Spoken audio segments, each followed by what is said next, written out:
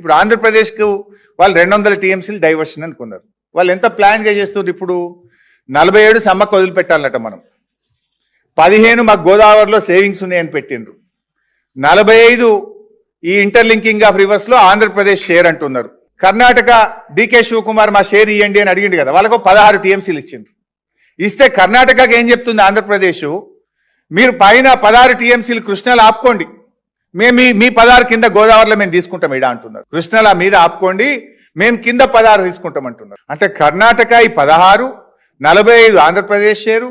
Andhra Pradesh claim చేస్తున్న, అది కూడా నిజం కాదు, క్లెయిమ్ చేస్తున్న గోదావరిలో సేవింగ్స్ 15, మన రాష్ట్రానికి హక్కుగా ఉన్న 47 సమ్మక్క వదులుకోవాలన్నట. మొత్తం ఇదొక 123. తమిళనాడుకి ఇస్తామన్న 44.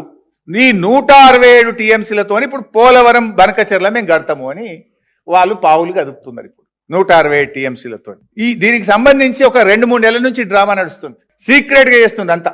ఎంత సీక్రెట్ అంటే అసలు మినిట్స్ ఆఫ్ ద మీటింగ్ ఉండే ఏం జరిగిందో తెలియదు, ఫైనల్ గా సంతకాలు పెట్టి అగ్రిమెంట్ అయిపోయే పరిస్థితి ఏర్పడ్డది. ఐఎమ్ సేయింగ్ విత్ అథారిటీ, నేను నా దగ్గర అన్ని ఆధారాలతో చెప్తున్నాను. ఇప్పటిదాకా ఎన్ని మీటింగ్లు అయినాయంటే, మన ముఖ్యమంత్రి కూడా ఒక మీటింగ్ లో పాల్గొన్నాడు. మార్చి 26, 2026 ఆంధ్రప్రదేశ్ కు యొక్క సెక్రటరీ వాళ్ళు కూడా ఇక్కడికి వచ్చిండ్రు. యూనియన్ సెక్రటరీ ఒక ఆయన కాంతారావు, ఈయన కూడా ఆంధ్రప్రదేశ్ మూలాలు. అసలు ఆయనకు ఆ పోస్టింగ్ ఎట్లొచ్చింది, చంద్రబాబు ఎంత వ్యూహాత్మకంగా అడుగులు వేస్తున్నాడు, ఢిల్లీలో వాటర్ సెక్రటరీనే తన మనిషిని తెచ్చిపెట్టుకున్నాడు. ఆ కాంతారావు గారు ఇక్కడికి వచ్చి మన ముఖ్యమంత్రిని, మన నీళ్ల మంత్రిని, మన ఈఎన్సీని, మన అడ్వైజర్తోని మార్చి 26, 2026 నాడు మొదటి మీటింగ్ అయింది. తర్వాత ఏప్రిల్ 27, 2026 నాడు ఢిల్లీలో సెంట్రల్ సెక్రటరీ దగ్గర మీటింగ్ అయితే దాంట్లో సిడబ్ల్యూసి, ఎన్డబ్ల్యూడి అధికారులు పాల్గొన్నారు. 1 మే 2026 నాడు ఒక మీటింగ్ అయితే Telangana chief secretary, Telangana adviser, Andhra Pradesh chief secretary, Andhra Pradesh అడ్వైజర్లు ఆ మీటింగ్ లో పాల్గొన్నారు.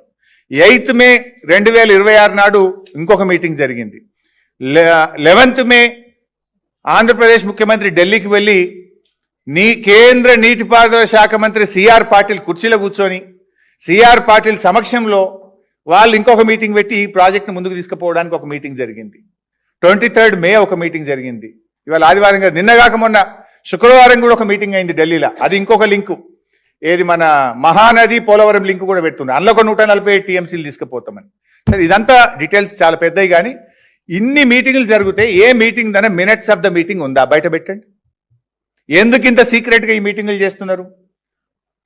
ఈ మినిట్స్ ఆఫ్ ద మీటింగ్ ఎందుకు బయటకు వస్తలేవు?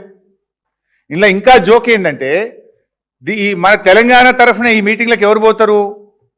చంద్రబాబు నమ్మిన బంటు, తెలంగాణ రాష్ట్ర ప్రభుత్వ సలహాదారు ఆదిత్యనాథ్ దాస్ పోతాడు. తెలంగాణ ఇంజనీర్లను కూడా తీసుకుపోతలేరు ఈ మీటింగ్ కు. మన ఇంటర్ స్టేట్ ఇంజనీర్లను కూడా మీటింగ్ లోపలికి పోతలేరు. ఏమైతుందో మన తెలంగాణ ఇంజనీర్లకు కూడా తెలియనంత సీక్రెట్ గా చేస్తున్నారు. అంటే ఇప్పుడు రేవంత్ రెడ్డి దొంగ చేతికే తాలపు చేలు ఇచ్చిండు. ఎందుకంటే ఆదిత్యనాథ్ దాస్ ఎవరు?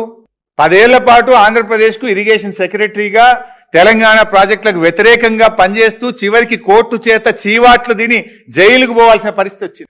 ఆయన తెచ్చి తెలంగాణ అడ్వైజర్ పెట్టుడైంది.